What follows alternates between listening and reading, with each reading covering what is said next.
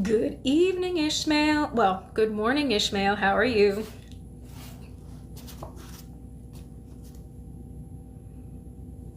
I'll check that later.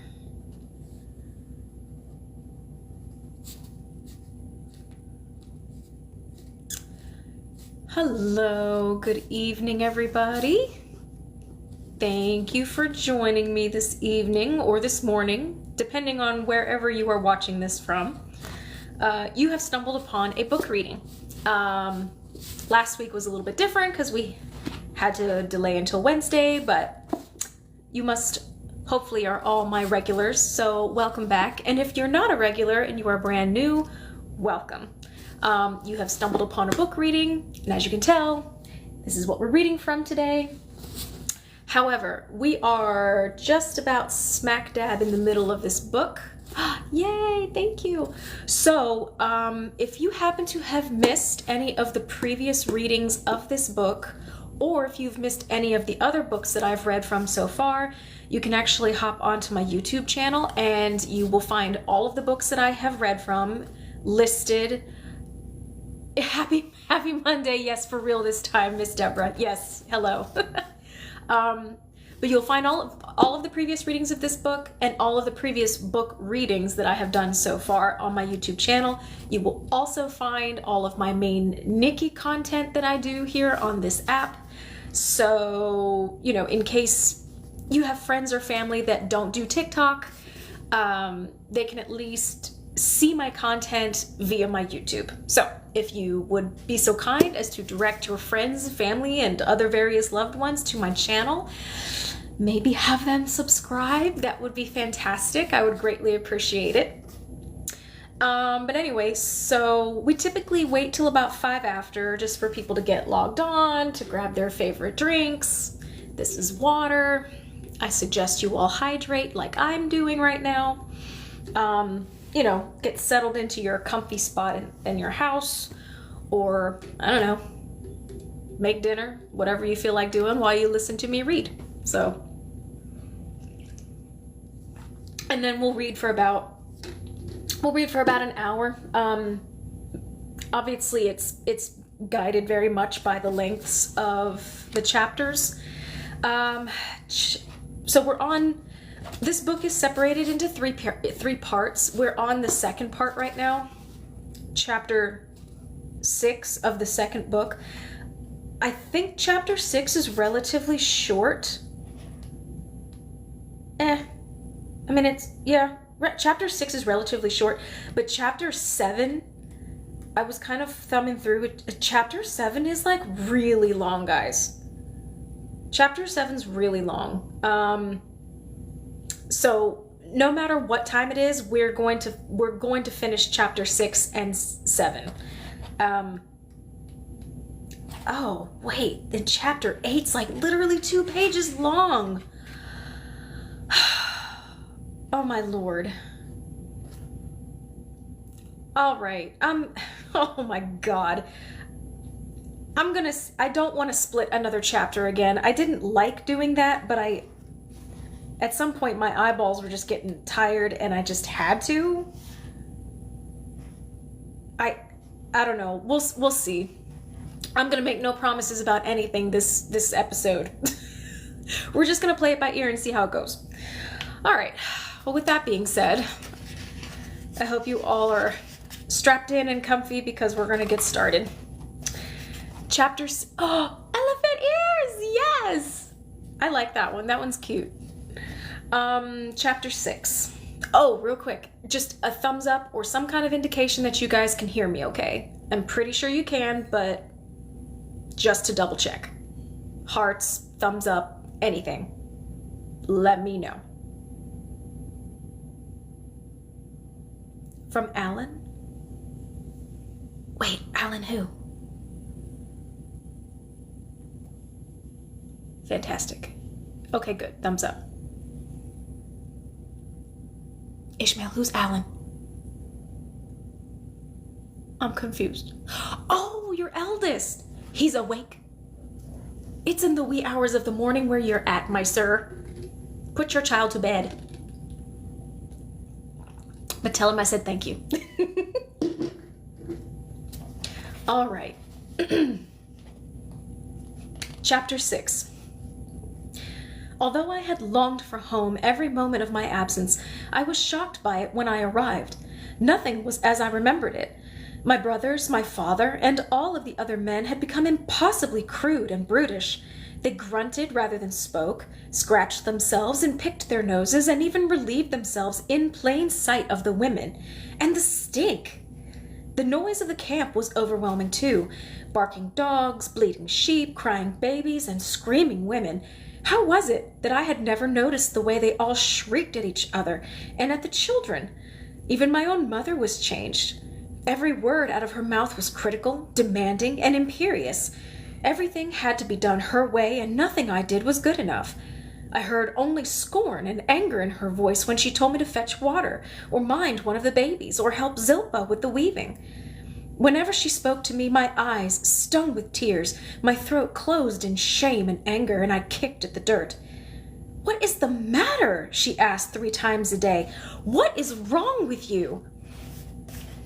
There was nothing wrong with me, I thought. It was Leah who had become short-tempered and sour and impossible. Somehow she had aged years in the months I had been gone.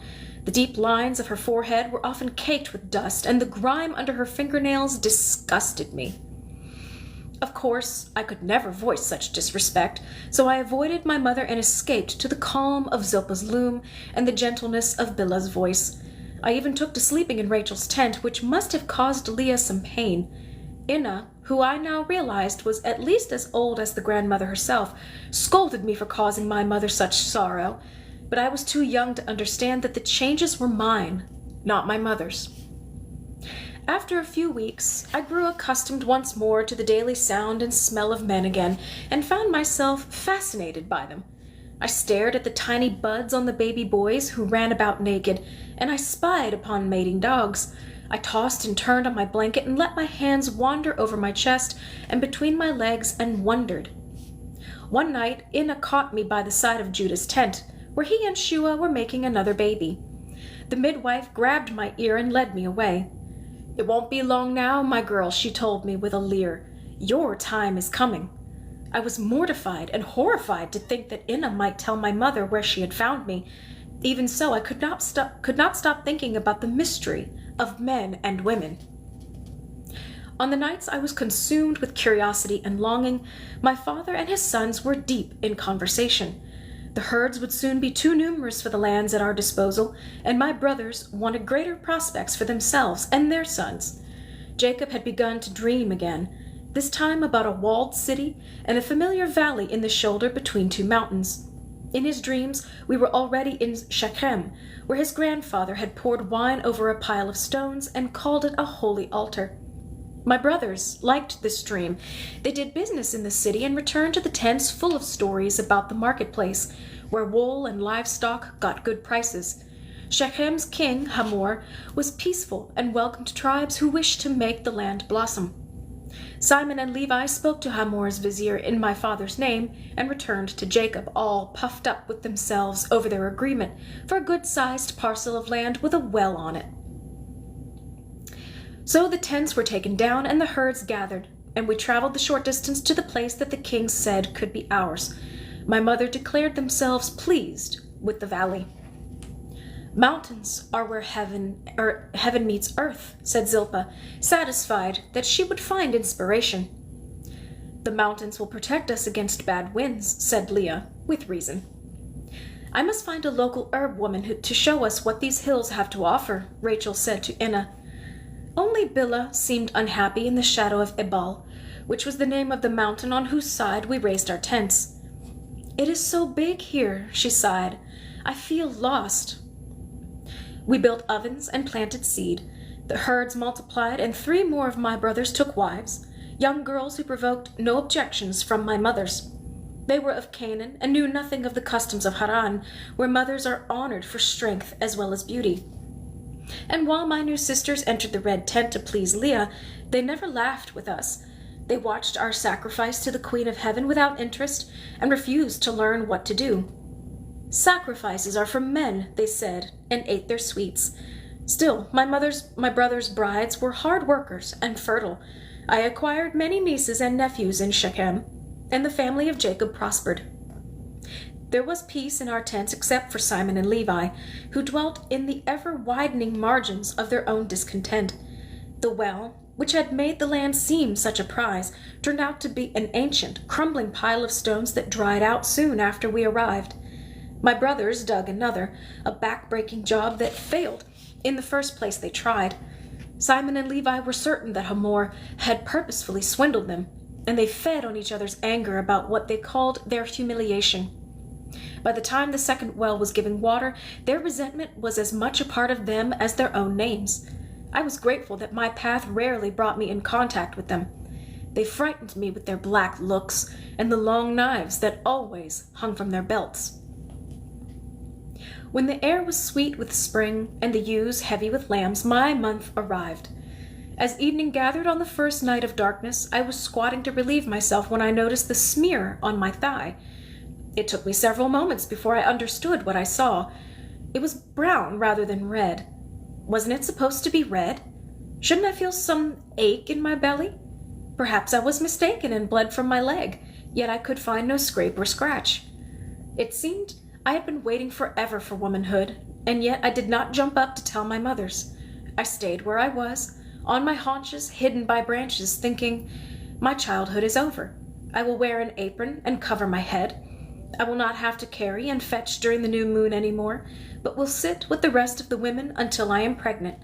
I will idle with my mothers and my sisters in the ruddy shade of the red tent for 3 days and 3 nights, until first sight of the crescent goddess.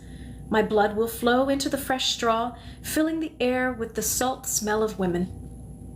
For a moment, I weighed the idea of keeping my secret and remaining a girl, but the thought passed quickly. I could only be what I was, and I was a woman.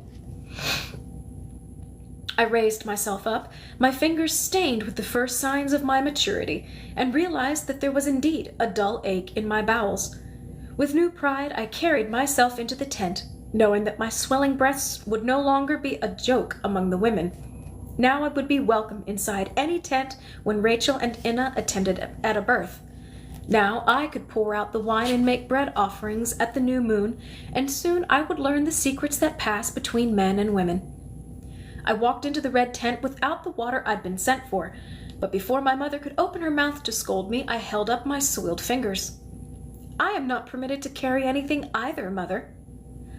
Oh, said Leah, who for once had no words.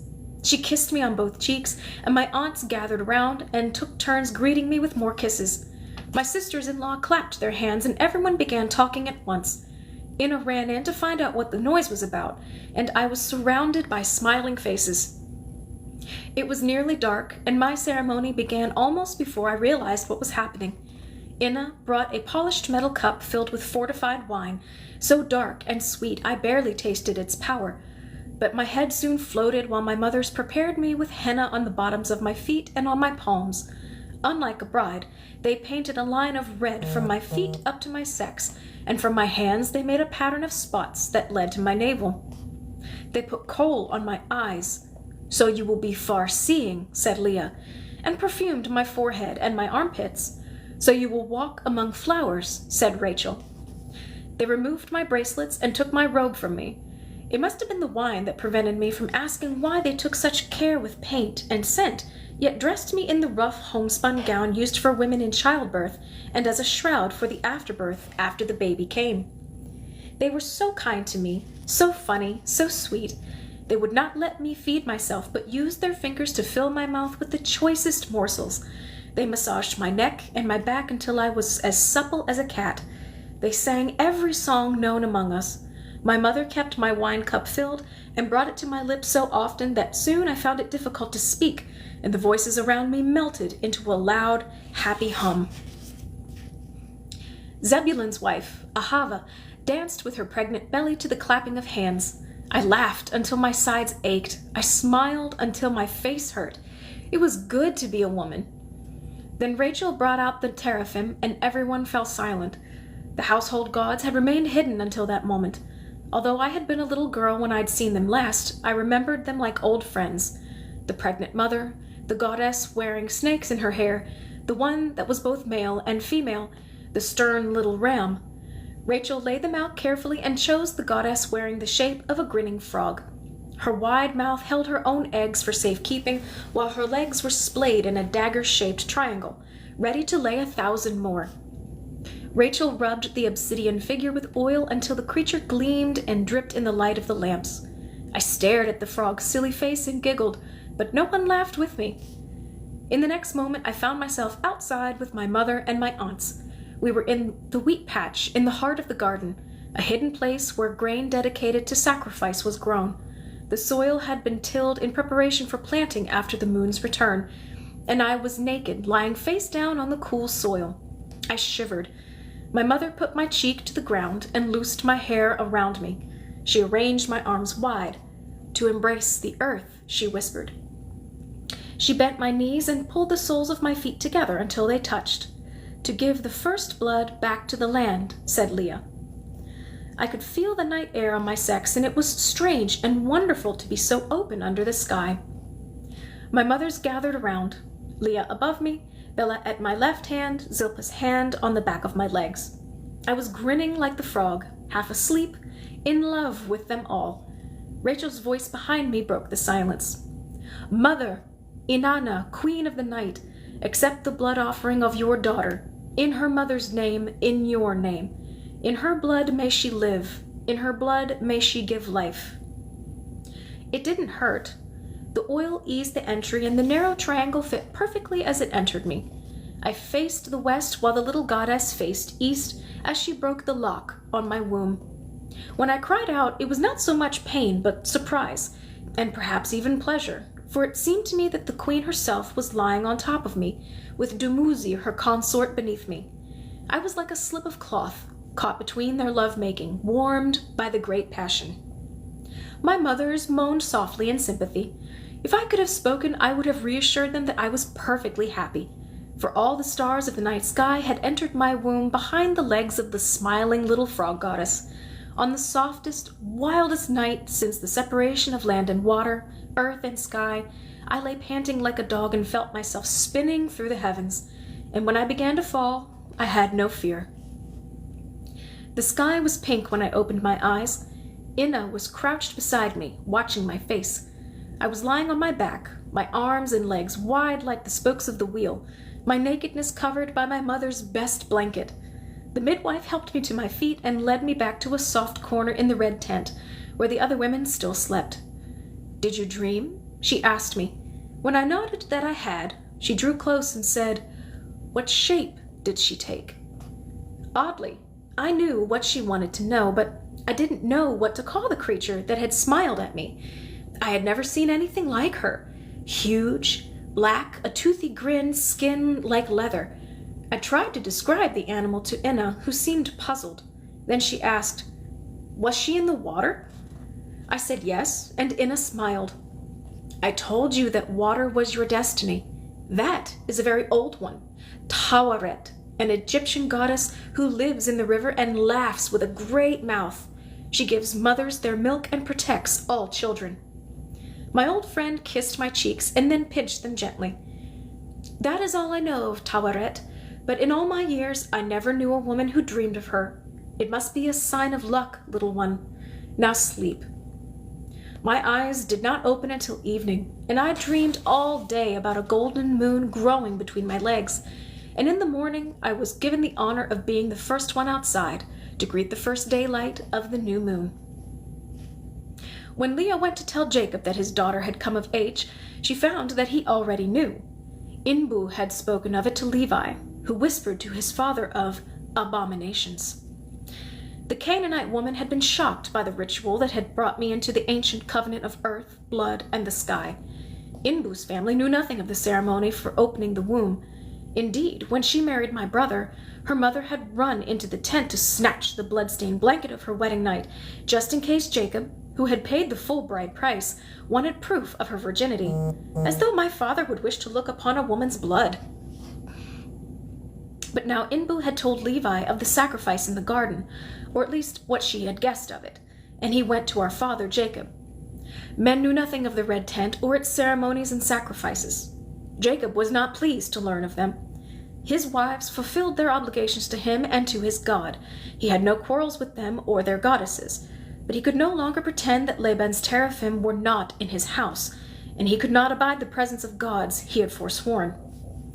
So Jacob called Rachel before him and ordered her to bring the household gods she had taken from Laban. He took them all to an unknown place and shattered them, one by one, with a rock. Then he buried them in secret, so no one could pour libations over them. Ahava miscarried the next week, which Zilpah called a punishment and a portent of worse to come. Leah was not so concerned about the teraphim. They were hidden in a basket for years, and that did us no harm. The problem is with the wives of my sons, who do not follow our ways. We must teach them better. We must make them our own daughters. And so my mother took Ahava into her heart, and Judah Shua. In the following years she also tried to teach Issachar's bride Hesia and Gad's Orit, but they could not abandon their own mother's ways. Inbu's treason left a deep breach in its wake, and a division that never healed. The wives of Levi and Simon never came to the red tent again, but stayed under their own roofs at the new moon and kept their daughters with them. And Jacob began to frown at the red tent.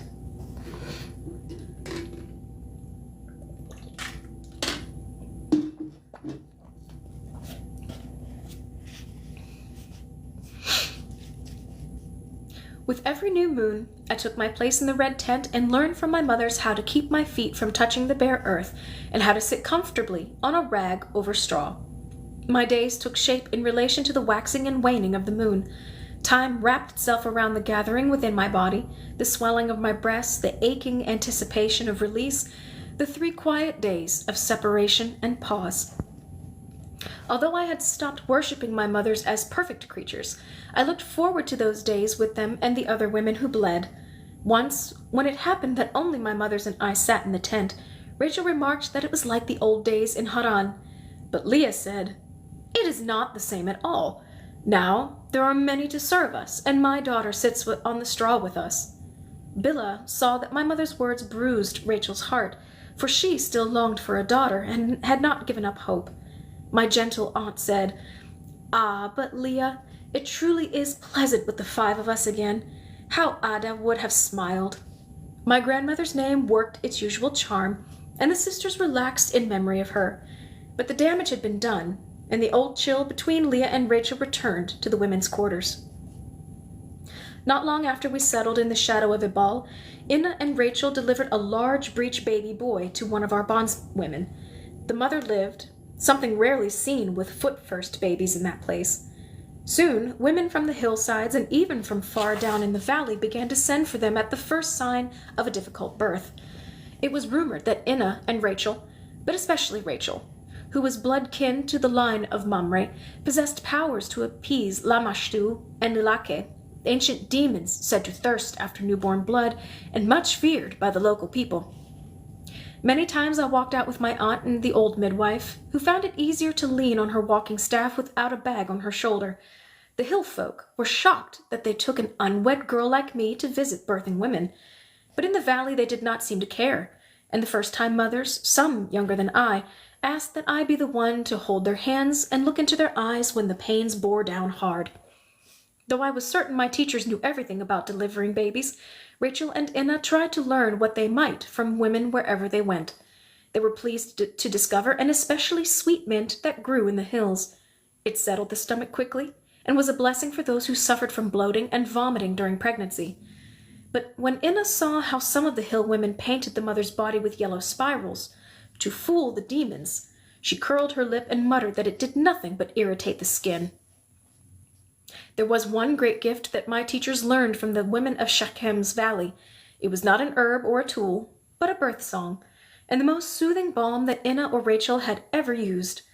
It made laboring women breathe easier and caused the skin to stretch rather than tear. It eased the worst pains. Those who died, for even with a midwife as skillful as Inna, some of them died, even they smiled as they closed their eyes forever, unafraid. We sang, "Fear not, the time is coming. Fear not, your bones are strong. Fear not, help is nearby. Fear not, Gula is near. Fear not, the baby is at the door. Fear not, he will live to bring you honor. Fear not, the hands of the midwife are clever. Fear not, the earth is beneath you. Fear not, we have water and salt. Fear not, little mother. Fear not, mother of us all. Inna loved that song, especially when the women of the house could add harmonies and make the magic even greater. She was delighted to have learned something so powerful so late in her life. Even the oldest of us, she said, shaking a bony finger at me, even we crones can pick up new tricks here and there. Our beloved friend was aging, and the time came when Inna was too stiff to walk out in the night or to manage steep paths. So Rachel took me with her, and I began to learn with my hands as well as with my eyes. Once, when we were called to help a young mother deliver her second son, an easy birth from a sweet woman who smiled even as she labored, my aunt let me place the bricks and tie the cord. On the way home, Rachel patted my shoulder and told me I would be a good midwife. When she added that my voice suited the song of the fearless mother, I was never so proud. All right, 8:30. Chapter 7. We'll see. We may get through the whole thing. In fact, one second. This will help too.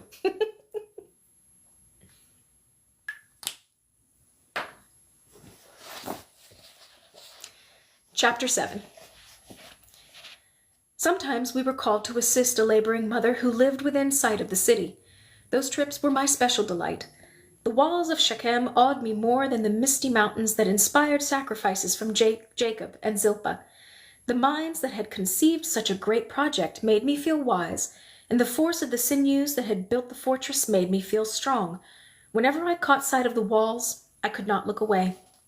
I longed to go inside, to see the temple square and the narrow streets and crowded houses. I knew a little about the shape of the place from Joseph, who had been to Shechem with our brothers.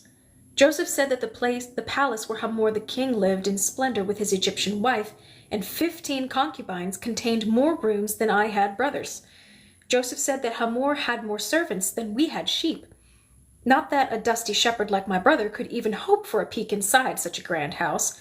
Still, I liked his tall stories. Even lies about the place thrilled me, and I fancied that I could smell the perfume of courtesans on my brother's tunic when he returned from the market. My mother decided she wanted to see the place for herself. Leah was certain that she could drive a better bargain for our wool than Reuben, who was too generous to be trusted with such transactions. I nearly kissed her hands when she said I could go to help her. Reuben settled us into a good spot just outside the gate, but he stood at a distance from us when our mother began calling out to every passing stranger and haggled like a camel trader with those who approached. There was little for me to do but watch, which I did happily. That day at the eastern gate was a marvel. I saw my first jugglers. I ate my first pomegranate. I saw black faces and brown faces, goats with impossibly curly coats, women covered in black robes, and slave girls who wore nothing at all. It was like being on the highway again, but without sore feet. I saw a dwarf hobbling alongside a donkey as white as the moon, and watched a caftaned high priest buy olives. Then I saw Tabea. Or at least I thought I saw her. A girl of her height and coloring walked toward our display. She was dressed in the white robes of the temple, head shaven, both ears pierced. I stood and called out to her, but she turned on her heels and rushed away. Without thinking and before my mother could stop me, I ran after her, as though I were a child and not a young woman. "Tabea!" I called out. "Cousin!" But she did not hear me, or if she did not stop, and the white robes disappeared through a doorway. Reuben caught up with me. "What were you doing?" he asked. "I thought it was Tabea," I said, near tears. But I was mistaken. "Tabea?" he asked.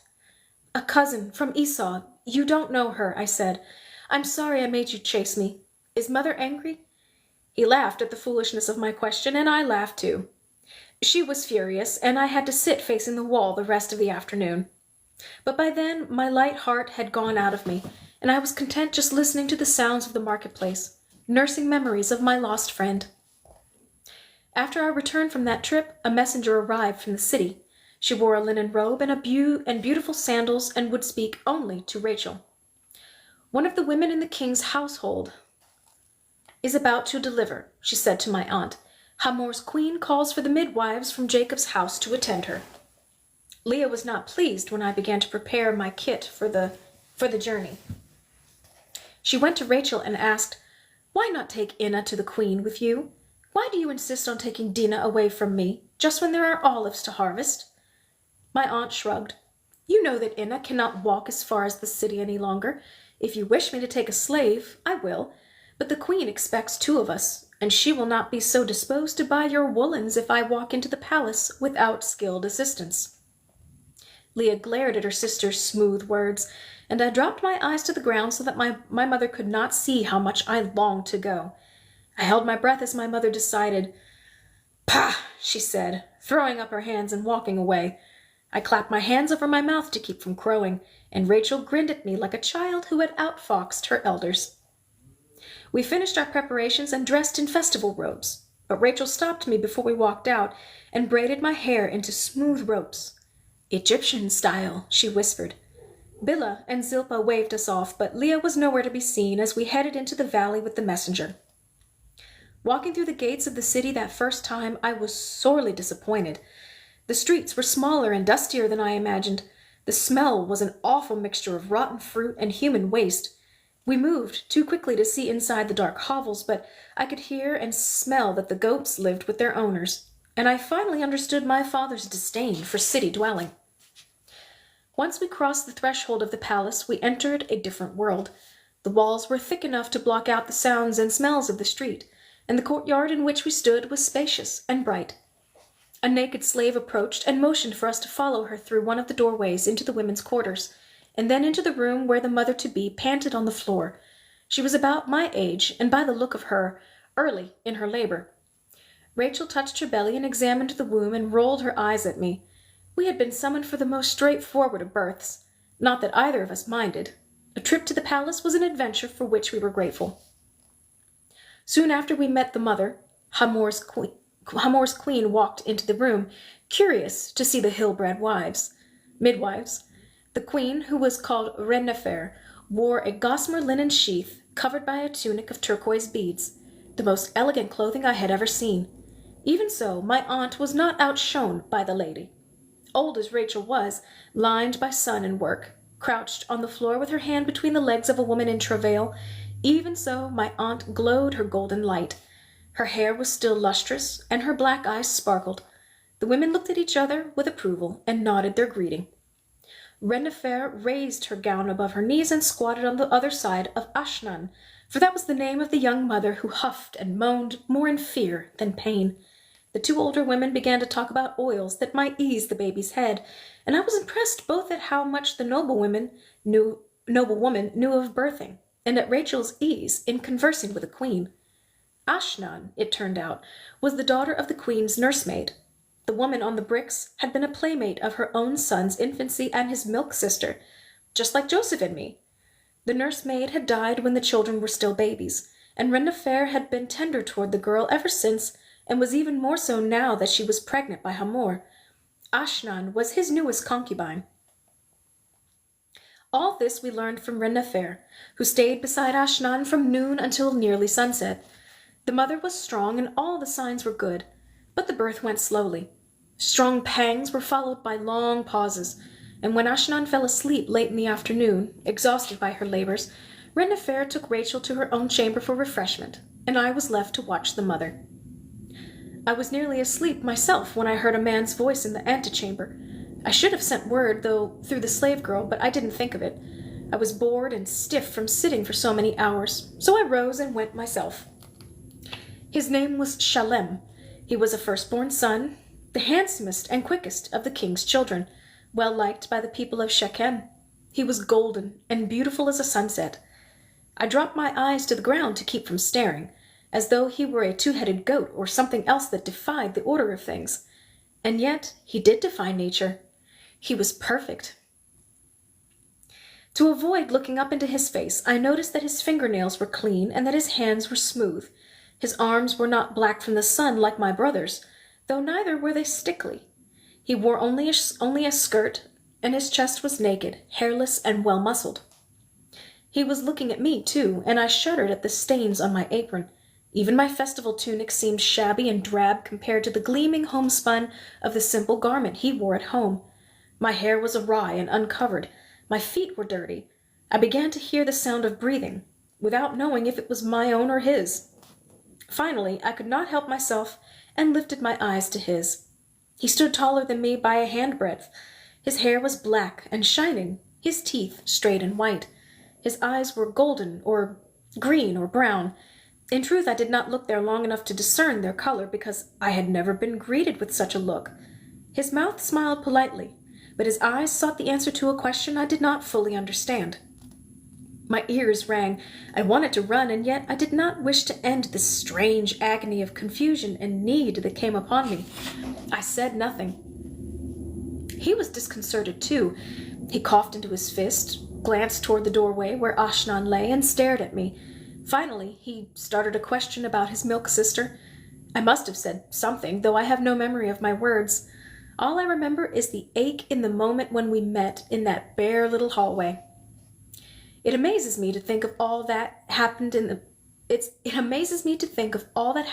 space of a silent breath or two. All the while I scolded myself, thinking, foolish, childish, foolish. Mother will laugh when I tell her. But I knew I would not be telling this to my mother, and that thought made me blush. Not the warmth of my feeling for this Shalem, whose name I had not even learned, whose presence made me dumb and weak. What caused my cheeks to color was the understanding that I could not speak of the fullness and fire in my heart to Leah. He saw me color, and his smile widened. My awkwardness vanished, and I smiled back. And it was as though the bride price had been paid, and the dowry agreed to. It was as though we were alone in our bridal tent. The question had been answered. It sounds comical to me now, and if a child of mine confessed such things to me, I would laugh out loud or scold her. But on that day I was a girl who was ready for a man. As we grinned at each other, I remembered the sounds from Judah's tent, and I understood my own fevered nights. Shalem, who was a few years older than I, recognized his own longing, and yet he felt more than the simple stirring of desire. Or that is what he said after we had redeemed our promise and lay in each other's arms. He said he was as smitten and shy in the antechamber of the women's quarters. He said he had been enchanted, struck dumb, and thrilled, like me.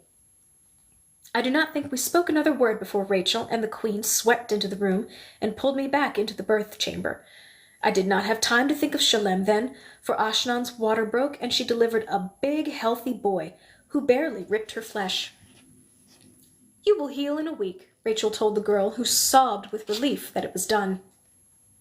We slept in the palace that night, though I hardly closed my eyes with excitement. Leaving the next morning was like dying. I thought I might never see him again. I thought perhaps it had been a mistake on my part, the fantasy of a raw country girl in the presence of a prince. But my heart rebelled at the idea, and I twisted my neck looking back as we departed, thinking he might come to claim me. But Shalem did not appear, and I bit my lips to keep from weeping as we climbed the hills back to my father's tents. Nobody knew.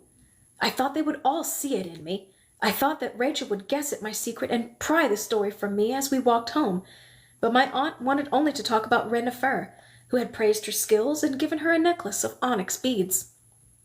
When we returned to camp, my mother hugged me without sensing the new heat in my body and sent me to the olive grove, where the harvest was busy. Zilpah was there, overseeing the press, and barely answered my greeting. Even Bilhah, of the discerning heart, was preoccupied with a batch of oil jars that had cracked, and she saw nothing. Their inattention was a revelation to me. Before my trip to Shechem, I had supposed that my mothers could see my thoughts and look directly into my heart, but now I discovered that I was separate, opaque, and drawn into an orbit of which they had no knowledge. I delighted in the discovery of my solitude and protected it, keeping myself busy at the far end of the orchard and even sleeping in the makeshift tent near the edge of the harvest with my brothers' wives. I was happy to be alone, thinking only of my beloved, numbering his qualities, imagining his virtues. I stared at my hands and wondered what it would be like to touch his gleaming shoulders, his beautiful arms. In my dreams, I saw sunlight sparkling on water and I awoke smiling. After 3 days of drunken happiness, my hopes began to sour. Would he come for me? Were these calloused hands too rough to delight a prince? I chewed on my fingernails and forgot to eat. At night, I lay sleepless on my blanket, turning our meeting over and over in my mind. I could think of nothing but him, yet I began to doubt my memories. Perhaps his smile had been one of indulgence rather than of recognition. Perhaps I was a fool. But just as I began to fear that I would betray myself to my mothers in a flood of tears, I was saved. The king himself sent for me. Hamor would deny his young consort nothing, and when Ashnan asked if Jacob's kind young daughter could be brought to distract her during her confinement, a messenger was dispatched. The king's man even brought a slave to take my place in the harvest. My mother found the gesture thoughtful and generous. "Let her go," she said to my father. Jacob did not object, and sent Levi to accompany me to the door of the women's quarters in Hamor's palace. Waving to my mothers, I could see Bilhah and Rachel peering after me. Either my haste or my pleasure at the king's bidding alerted them to something, but by then it was too late to ask. They waved back as I descended into the valley, but I could feel their questions. Excuse me. I could feel their questions at my back. A hawk circled high above us all the way down into the valley. Levi said it was a good sign, but the messenger spit on the ground every time the bird's shadow crossed our path. My brother left me at the door of Hamor's palace, charging me in a loud, pompous voice for the benefit of the messenger, to behave as befits one of the daughters of Jacob. Since I was Jacob's only surviving daughter, I smiled. I had been told to behave as myself, and I had every intention of doing that. In the next 3 weeks, I met the daughters of Shechem. The wives of all the important men came to visit Ashnan and her little boy, who would not be publicly named until he reached 3 months, according to the custom of Egypt. "So the demons will not know how to find him," Ashnan whispered, fearing the presence of evil, even within the safety of her comfortable rooms. Ashnan was rather a silly girl with fine teeth and big breasts, which regained their shape and beauty quickly after the baby was given to a nurse. I had never heard of a healthy woman giving an infant to another woman's breast. In my world, a wet nurse was used only when the mother was dead or dying. But then, what did I know of the lives of royal women? Indeed, I was amazed by almost everything I saw at first. I did not much care for being Ashnan's servant, for that is how she treated me. I brought her food and fed it to her. I bathed her feet and her face. She wanted a massage, so I learned the art from an old woman of the house. She wanted paints as well, and chattered away as she taught me how to apply kohl around my eyes and a ground green powder to my lids. "Not only does it make you look beautiful," said Ashnan, "it keeps the gnats away." Ashnan also taught me boredom, which is a dreadful calamity visited upon women in palaces. There was one afternoon I actually shed tears at the monotony of having to sit still as Ashnan slept. All I had to occupy myself was the worry over whether Shalem was aware of my presence under his father's roof. I began to doubt that he remembered the unkempt assistant to his milk sister's midwife. I was trapped without answers, for the walls between the women's world and the men's quarters were thick, and in the world of the palace there was no work to create a crossing of paths. After many days, Rennefer looked in upon Ashnan, and I tried to find the courage to speak to her about her son, but all I could do was stammer in her presence and blush. "Do you miss your mother, child?" she kindly asked. I shook my head, but looked so miserable that the queen took my hand and said, "You need some distraction, I think. A girl like you who lives under the sun must feel like a trapped bird within these walls." I smiled at Rennefer as she squeezed my fingers. "You will go out into the marketplace with my maid," she said. "Help her pick the best of the pomegranates, and see if you can hunt up some fine figs for my son. Shalem likes figs." The next morning I walked out of the palace and into the babble of the city, where I stared to my heart's content. The servant by my side seemed in no hurry and let me wander where I would. I stopped at almost every stall and blanket, wonder-struck at the variety of quality of lamps, fruits, woven goods, cheese, dyes, cheeses, dyes, tools, livestock, baskets, jewelry, flutes, herbs, everything. But there were no figs to be had that day. We searched for them until I was nearly dizzy from heat and thirst, but I hated to return to the palace without satisfying the queen's request, without bringing fruit to my beloved. Finally, when we had looked in every corner, there was nothing to do but turn back. At the moment we set our path back for the palace, I spied the oldest face I had ever seen, an herb seller whose black skin was lined deep and as dry as a wadi. I stood by her blanket and listened to her prattle on about some liniment good for the backache. But when I leaned down to finger a root I had never seen, she grabbed my wrist and stared up into my face. Ah, the young lady wants something for her lover, something magic that will bring her young man to bed, so she may be rid of her tiresome virginity. I pulled my arm away, horrified that the conjurer had seen so far into my heart. It was probably only a speech she made to every young girl who approached, but Rennefer's maid saw my confusion and laughed. I was mortified and rushed away from the old one. I did not see Shalem approach, but he stood before me, the afternoon sunlight filling the sky around his head like a glowing crown. I looked into his face and gasped. "Are you well, my lady?" he asked in the sweet, reedy voice that I remembered. I was mute. He looked at me with the same hunger I felt, and put a warm hand on my elbow to squire me back to the palace, the queen's woman following us, wearing a big grin. Her mistress had been right. There was a light between the prince and the granddaughter of Mamre. Unlike me, Rennefer's son had not been able to hide his heart from his mother. Rennefer had despised the women of the city since she arrived in Shechem as a young bride. Stupid and empty, she branded them all. They spin badly, weave atrociously, dress like men, and know nothing of herbs. They will bear you stupid children, Rennefer had told her son. We will do better for you.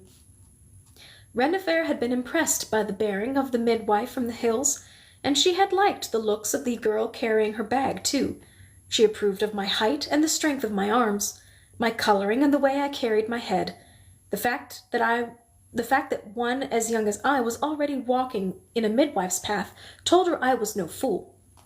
When Rachel had gone with the queen for refreshment during Ashnan's labor, Rennefer had gotten more information about me so discreetly that Rachel did not suspect her purpose as she was quizzed about my age, my mother's status, my skill at hearth and loom. When Rennefer and Rachel surprised me and Shalem in the anteroom, she discerned at once that the seed of her idea had already sprouted on its own. She did what she could to nurture its growth. Rennefer told Ashnan to send for me from my father's house, and she told her son to go out to seek me in the market that morning. "I'm afraid that the little girl from the hills will be lost," she said to Shalem. "You know that my servant is fool enough to let her out of her sight. But maybe you do not remember the looks of the one called Dinah," she asked her son. "She was the dark-eyed girl with the curly hair and the fine hands who came with the midwife. You spoke to her in the antechamber when Ashnan was in travail." Shalem agreed to do his mother's bidding with such speed that Rennefer had trouble stifling a laugh. When the prince and I returned to the palace, we found the courtyard deserted, as Rennefer had instructed. The servant disappeared. We stood in silence for only a moment, and then Shalem drew me into the shadow of a corner and put his hands on my shoulders, and covered my mouth with his mouth and pressed his body against mine. And I, who had never been touched or kissed by any man, was unafraid. He did not hurry or push, and I put my hands on his back and pressed into his chest and melted into his hands and his mouth. When his lips found my throat, I groaned, and Shalem stopped. He looked into my face to discover my meaning, and seeing only yes, he took my hand and led me down an unfamiliar corridor into a room with a polished floor and a bed that stood on legs carved like the claws of a hawk. We lay down upon sweet-smelling black fleece and found one another. I did not cry out when he took me because, though he was young, my lover did not rush. Afterward, when Shalem lay still at last and discovered that my cheeks were wet, he said, "Oh, little wife, do not let me hurt you again." But I told him that my tears had nothing of pain in them. They were the first tears of happiness in my life. "Taste them," I said to my beloved, and he found they were sweet. And he wept as well. We clung to each other until Shalem's desire was renewed, and I did not hold my breath when he entered me. So I began to feel what was happening to my body, and to understand the pleasures of love. No one disturbed us. Night fell, and food was left at the door. Night fell, and food was left at the doorway. Wonderful fruit and golden wine, fresh bread and olives and cakes dripping in honey. We ate every morsel like famished dogs. After we ate, he washed me in a large tub of warm water that appeared as mysteriously as the food. He told me of Egypt and of the great river where he would take me to bask and swim. I cannot swim, I told Shalem. Good, he replied. Then I will be the one to teach you. He put his hands into my hair until they were tangled in knots, and it took us long moments to free him. I love these shackles, he said. When he could not free himself, When he could not free himself, and he grew large, and our coupling was exquisitely slow. His hands caressed my face, and we cried out in pleasure together. Whenever we were not kissing or coupling or sleeping, Shalem and I traded stories. I told him of my father and my mother's and described my brothers, one by one. He was delighted by their names and learned each one in the order of his birth, and knew which one came from the womb of which mother. I'm not sure my own father could have listed them so well. He told me of his tutor, a cripple with a wonderful voice, who taught him to sing and to read. Shalem told me of his mother's devotion and his 5 half-brothers, none of whom had learned the arts of Egypt. He told me of his trip to the priestess, who initiated him in the art of love in the name of heaven. I never saw her face, he said. The rites take place in the innermost chamber, where there is no light. It was like a dream, locked inside a dream. He told me of 3 times he had slept with a slave girl, who giggled in his embrace and asked for payment afterward. But by the end of our 2nd day together, our embraces outnumbered his experiences with other women. I have forgotten them all, he said. Then I will forgive you them all, I said. We made love again and again. We slept and awoke with our hands on each other. We kissed each other everywhere, and I learned the flavor of my lover's toes, the smell of his sex before and after coupling, the dampness of his neck. We were together as bride and groom for 3 days before I began to wonder why I had not been fetched to go and wash Ashnan's feet or rub her back. Shalem, too, forgot his obligatory evening meals with his father. Berendefer took care that we should know nothing of the world and that the world should give us peace. She sent choice foods at all hours of the day and night, and instructed the servants to fill Shalem's bath with fresh scented water whenever we slept. I had no worries for the future. Shalem said our love-making sealed our marriage. He teased me about the bride price he would bring to my father, buckets of gold coins, camels laden with lapis lazuli and linen, a caravan of slaves, a herd of sheep so fine their wool never needed washing. You deserve a queen's ransom, he whispered, as we drifted back to our shared dreams. I will build you a tomb of surpassing beauty, Shalem said. The world will never forget the name of Dina, who judged my heart worthy. I wish I had been as bold with my words. Not that I was shy. Shalem knew of my delight in him, my gratitude for him, my lust for him. I gave him everything. I abandoned myself to him and in him. It was only that I could not find a voice for the flood of my happiness. When I lay in Shalem's first embrace, Levi was storming out of Hamor's palace, furious that he had not been given the audience with the king that he considered his due. My brother had been dispatched to see when I would be sent home, and had been given a fine meal and a bed for the night. Wait a minute. Okay. My brother had been dispatched to see when I would be sent home, and had he been given a fine meal and a bed for the night, my life might have had a different telling. Later, I wondered what might have happened had Reuben or Judah come for me. Hamor was not eager to meet with that particular son of Jacob, the quarrelsome one who had accused him of swindling the family. Why should the king suffer through another round of accusations by some whining son of a shepherd? If it had been Reuben, Hamor would have welcomed him to dine and spend the night.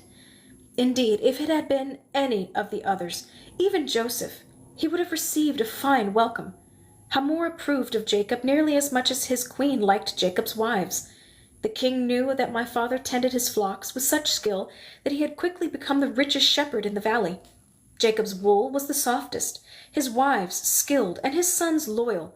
He caused no feuds among neighbors. He had enriched the valley, and Hamor was eager for good relations with him. Marriages between their two houses were much to be desired, so Hamor was pleased when Renifer whispered that his son favored Jacob's daughter. Indeed, as soon as the king heard that Shalem was lying with me, he began to count out a handsome bride price. When Hamor heard from the servants that the young couple were well matched, adoring, and busy producing his grandson, the news aroused him so much that he called Ashnan to his bed a full week before her confinement was due to end. When Renifer discovered them, she barely scolded her husband and the girl, so great was her joy at her son's match. On the 4th day of our happiness, Shalem arose from our bath, dressed, and told me he was going to speak to his father. It is time for Hamor to arrange for the bride price. He looked so handsome in his tunic and sandals that my eyes filled with tears again. No more weeping, not even for happiness, he said, and lifted me, still wet from the water, and kissed my nose and my mouth, and put me on the bed, and said, "Wait for me, beloved. Do not dress. Only lie here so that I may think of you like this. I won't be long." I covered his face with kisses and told him to hurry back. I was asleep when he slipped beside me, smelling of the world beyond our bed for the first time in days. Hamor departed for Jacob's camp early the next morning, a laden wagon behind him. He did not bring a tent or servants for a night's stay. He did not expect to stay or to haggle. How could he have imagined any objection to his good news and generous gift?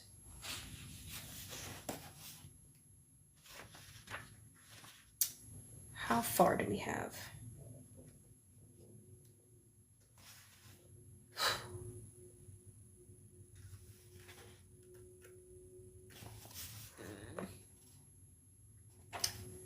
We'll go for a little while longer.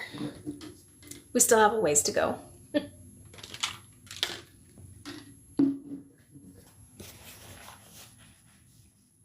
The news about Shalem and Jacob's daughter was widespread in the city, but unknown in Jacob's tents. When he heard that I had been taken as wife by the prince of the city, he said nothing and made no reply to Hamor's offer. He stood like a stone, staring at the man of whom his sons Levi and Simon had spoke with such venom. A man of his own years, it turned out, but richly dressed, smooth-spoken, and fat. The king waved at a cart laden with goods and trailing sheep and goats. He declared them kin, soon to share a grandchild. Jacob hooded his eyes and covered his mouth with his hand, so that Hamor could not see his discomfort or surprise.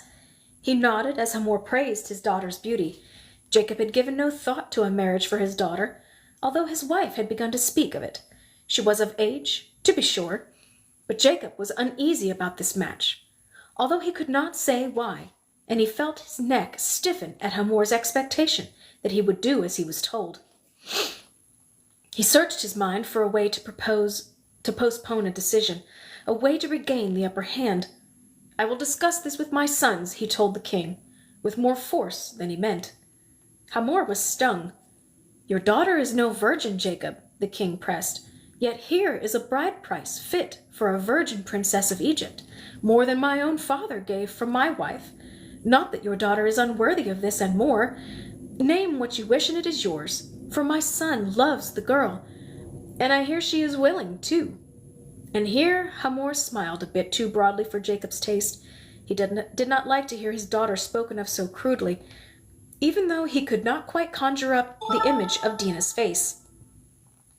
All he could recall clearly was the sight of hair, unruly and wild, as she chased after Joseph.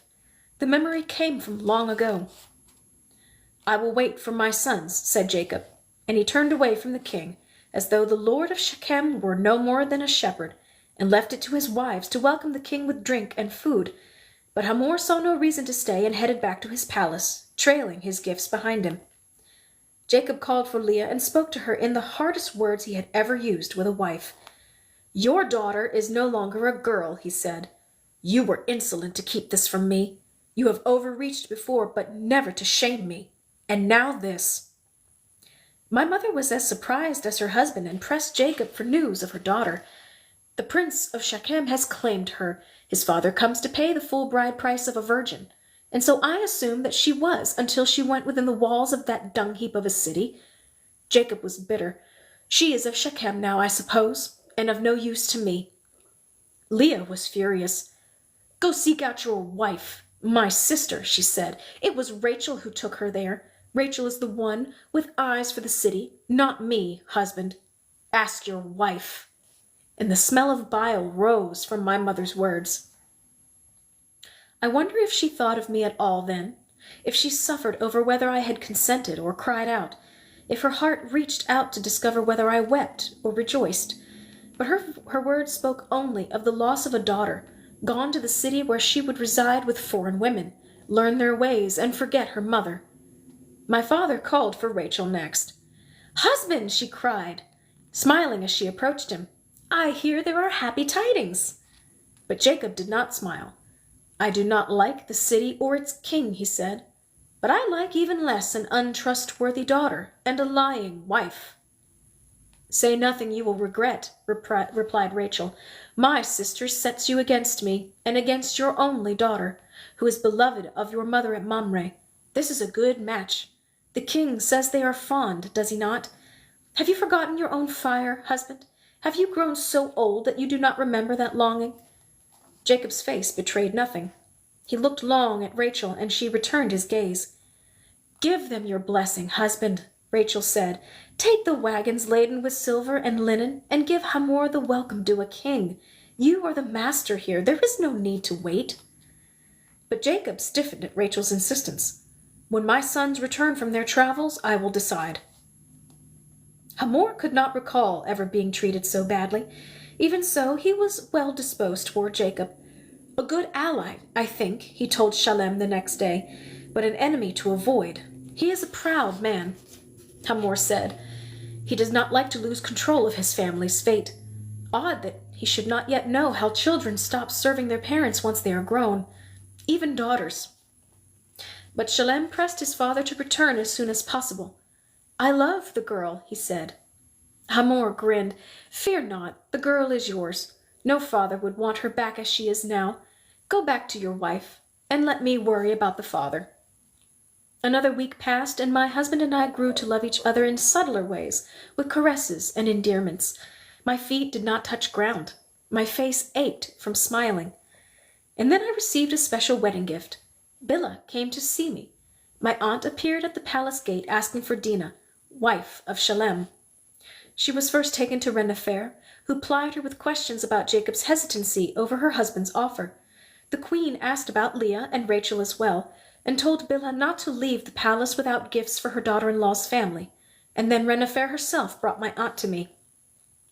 My hug lifted my little aunt off the ground, and I covered her face with a dozen kisses. "You are glowing," she said when she stood back, holding my hands in hers. "You are happy," she smiled.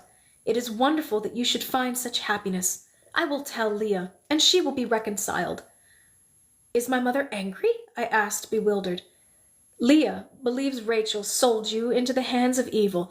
She is like your father in her distrust of the city, and she is not pleased that you will make your bed within walls. Mostly, I think she misses you. But I will tell her of the light in your eyes, of the smile on your lips, and of your womanly bearing, now that you are a wife." "He is good to you, yes?" Bilhah asked, giving me the chance to praise my Shalem. I found myself bursting to tell someone the details of my happiness, and I spilled everything into Bilhah's willing ear. She clapped her hands to hear me speak like a bride. "Oh, to love and be loved like this," she sighed.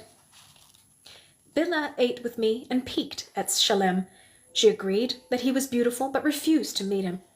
"I cannot speak to him before my husband does," she demurred, "but I have seen enough to bring back a good report of our daughter."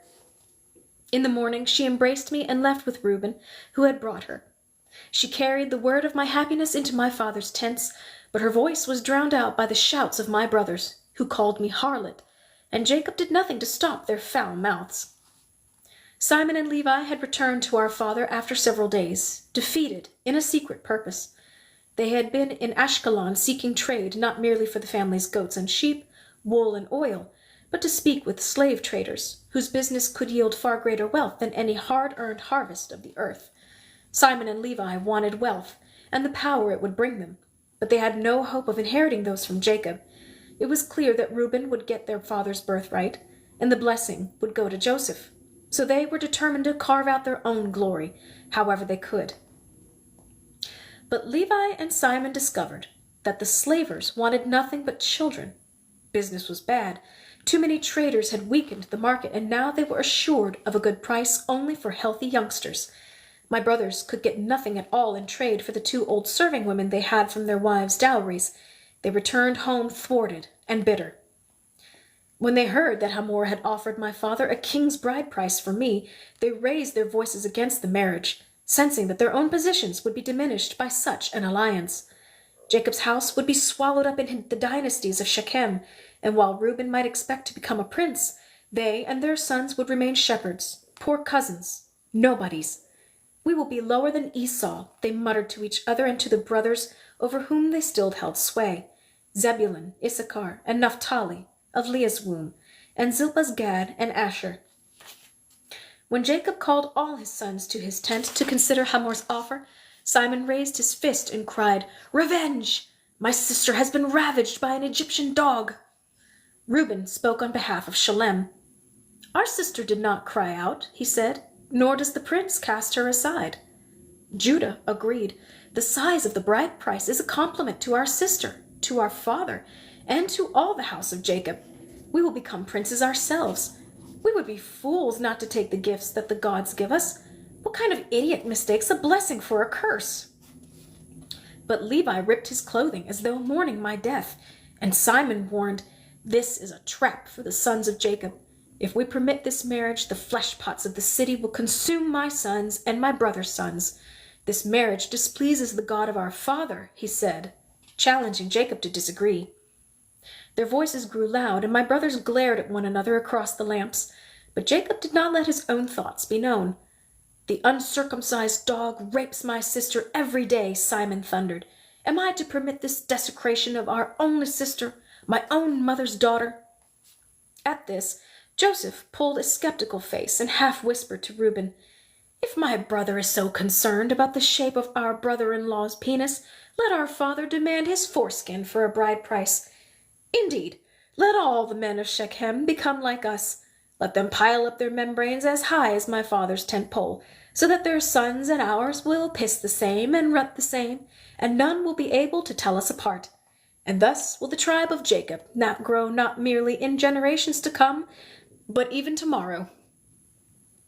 Jacob seized upon Joseph's words, which had been spoken only in mockery of the brothers who had tortured him since infancy. But Jacob did not hear the edge in his son's words. He said, "Abram took up the knife for those of his household who were not of his covenant. If the men of Shechem agree to this, none could say that our daughter was injured. If the men of the city make such sacrifice to the God of my fathers, we shall be remembered as makers of souls, as gatherers of men, like the stars in the heavens, as it was told to our father Abram, like the sands of the sea, was it foretold by my mother Rebekah, and now I will make it come to pass. I will do what Joseph says, for he has my heart." Jacob spoke with such passion that there was no use in further speech. Levi's face twisted in anger at Jacob's decision, but Simon placed a hand upon his brother's arm and pulled him away into the night, far from the light of the lamps and the ears of their brothers. When Hamor journeyed to Jacob's tent the second time, Shalem accompanied him. Determined not to return to the city without my father's blessing, he brought 2 donkeys laden with still more gifts. My beloved was confident as he left, but when he reached my father's tent, the king's party was again met with crossed arms, and not so much as a ladle of water was offered before the men began discussing terms. My father spoke first, and without ceremony. "You come for our daughter," he said. "We will agree to the marriage, but I doubt if our terms will suit you, for they are severe." Hamor replied, his earlier warmth for the man blasted by the insulting lack of hospitality. "My son loves the girl," the king said. "He will do anything for her, and I will do what my son wishes. Name your terms, Jacob. Shechem will fulfill them so that your children and my children will bring forth new generations upon the land." But when Jacob named the price for his daughter, Hamor paled. "What form of barbarity is this?" he asked. "Who do you think you are, shepherd, to demand the blood of my son's manhood, and mine, and that of my kinsmen and subjects? You are mad from too much sun, too many years in the wilderness. Do you want the girl back, such as she is? You must think very little of this daughter to make such sport of her future." But Shalem stepped forward and put his hand on his father's arm. "I agree to the demands," he said to Jacob's face. "Here and now, if you like. I will honor the custom of my wife's family, and I will order my slaves and their sons to follow me. I know my father speaks out of fear for me and in loyalty to his men, who would suffer. But for me there is no question. I hear and obey." Hamor would have argued against his son's offer, and Levi and Simon were poised to spit in his face. The air smelled like lightning, and daggers might have been drawn had Bilhah not appeared, with water and wine. Women with bread and oil followed, and Jacob nodded for them to serve. They ate a few mouthfuls in silence. The terms were agreed to that evening. Jacob accepted 4 laden donkeys for a bride price. Shalem and Hamor would go under the knife in 3 days, as would the men of Shechem, noble and slave alike. All of the healthy men found within the walls of the city on the same morning would also accept the mark of Jacob upon them, and Hamor promised that every son born within the city from that time forth would be circumcised on the 8th day, as was the custom among the sons of Abram. Hamor also pledged that the God of Jacob would be worshipped in his temple, and the king went so far as to call him Elohim, the one God of the many gods. My father made me a handsome dowry, 18 sheep and 18 goats, all of my clothing and jewelry, my spindle and grindstone, 10 jars of new oil, and 6 great bolts of wool. Jacob agreed to permit marriages between his children and those of Shechem from that time forth. Hamor put his hand under Jacob's thigh, and Jacob touched the king as well, and my betrothal was sealed without a smile or satisfaction.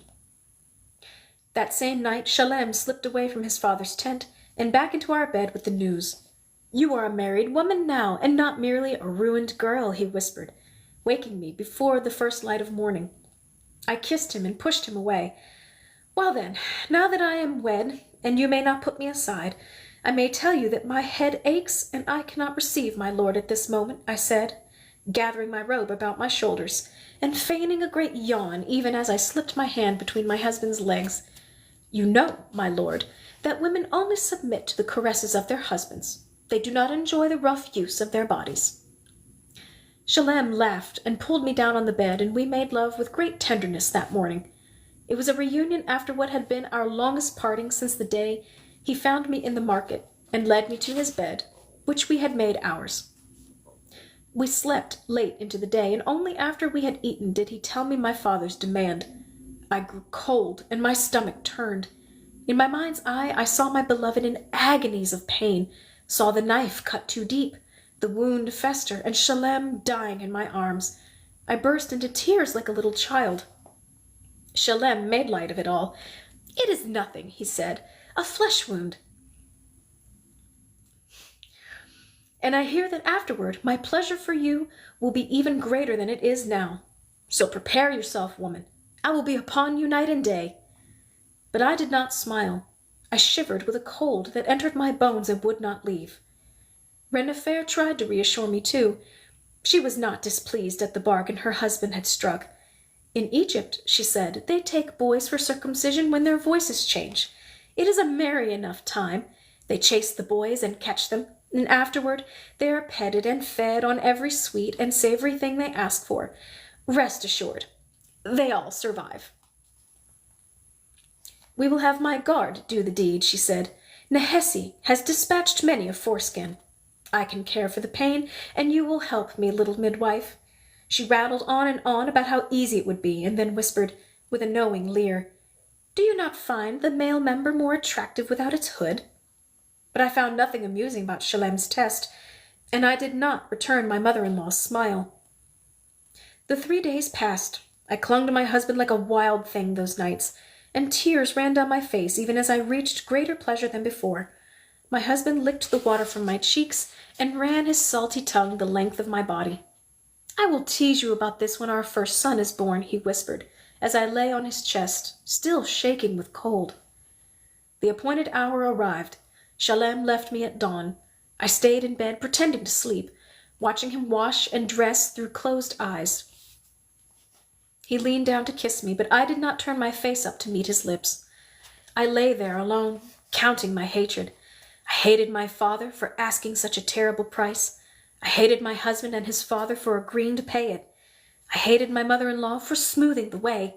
I hated myself most for being the cause of it all.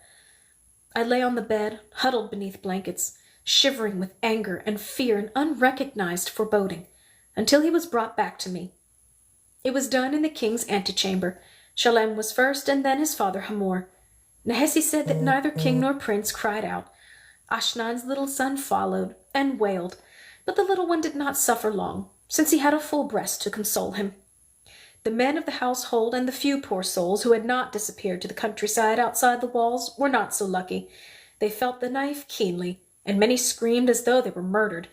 Their cries pierced the air throughout the morning, but ceased by noon. It turned into an unmercifully hot day.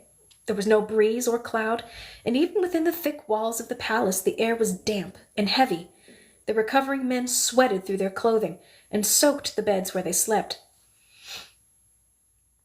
Hamor, who uttered no sound when he was cut, fainted in pain, and when he woke, put a knife between his teeth to keep from screaming.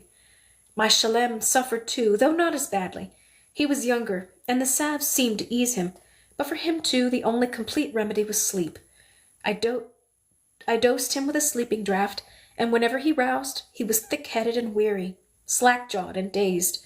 I bathed my beloved's face as he slept his drugged sleep, and washed his sweating back with the softest touch I could muster. I did my best not to weep so my face would be fresh when he woke, but as the day wore on, the tears came in spite of my efforts. By nightfall I was exhausted, and I slept by my husband's side, swathed in blankets against the icy winds of my fears, even as Shalem slept naked in the heat.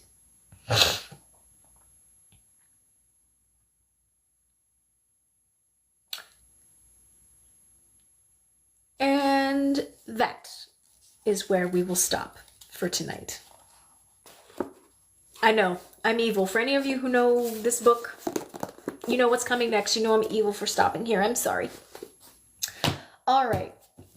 Well, thank you all so very much for joining me this evening for another read. I hope you enjoyed it. I know I have. I love this book, as I say every single time I'm reading it. We will reconvene Monday, same time, same place, 8 to 9, well, 15-ish, 9:30 maybe, Eastern Standard Time. Lee, I know, I'm sorry. I feel like you just lost a bet. Do I want to know what the terms were? Did I stop too soon? I'm sorry. But yeah, I hope you guys have a great week. Stay safe, stay hydrated, please. And I will see you all on Monday, 8 p.m. Bye.